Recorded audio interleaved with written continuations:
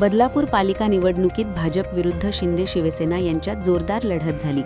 आमदार किसन कथोरे विरुद्ध वामन म्हात्रे लढतीत नगराध्यक्ष पदावर भाजपच्या रुचिता घोरपडे निवडून आल्या। पण सभागृहात मात्र भाजपचे नगरसेवक शिवसेनेपेक्षा 2 संख्या कमी झाली। त्यामुळे राष्ट्रवादीचे कॅप्टन आशिष दामले यांच्या 3 नगरसेवकांच्या हातात सत्तेची सूत्रे आली। अंबरनाथ नगरपालिकेत आमदार किसन कथोरे यांनी चाणक्याची भूमिका बजावली।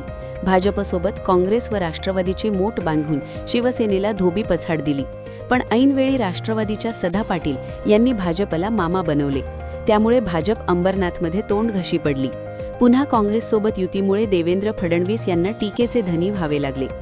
पण बदलापूरमध्ये कॅप्टन आशिष दामले यांनी मामा बनवू नये आणि शिवसेना शहरप्रमुख वामन म्हात्रे यांचे 24 संख्याबळ कमी करण्यासाठी आमदार किसन कथोरे यांनी एका दगडात 2 पक्षी मारण्याचे ठरविले आहे असे समजते। त्यासाठी शिवसेनेतील प्रवीण राऊत यांचा वापर करून आपटे प्रकरणात झालेली नाचक्की याचे डॅमेज कंट्रोल करण्यासाठी नवीन राजकीय खेळी करण्याचे ठरविले आहे असे भाजपच्या सूत्रांचे म्हणणे आहे।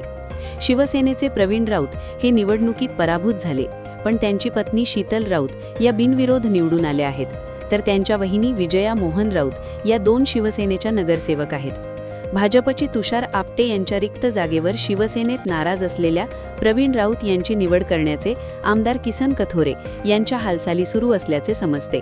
त्यानुसार प्रवीण राऊत यांच्या शिवसेनेचे नगरसेवक असलेल्या पत्नी व वहिनी यांनी मोक्याच्या वेळी सभागृहात अनुपस्थित राहून भाजपला अप्रत्यक्ष मदत करण्याची रणनीती आखली जात असल्याचे सांगितले जाते।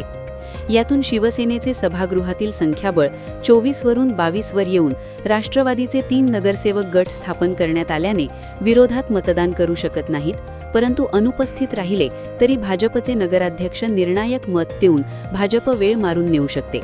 प्रवीण राऊत यांचे पाठबळ मिळाल्याने शहरातील बौद्ध समाजाची मतावर सुद्धा भाजपचा प्रभाव वाढेल आणि सभागृहात वामन म्हात्रे आणि मंत्री कॅप्टन आशिष दामले यांच्यावर सुद्धा दबाव निर्माण करता येईल अशी आमदार किसन कथोरे यांची रणनीती दिसून येते आहे।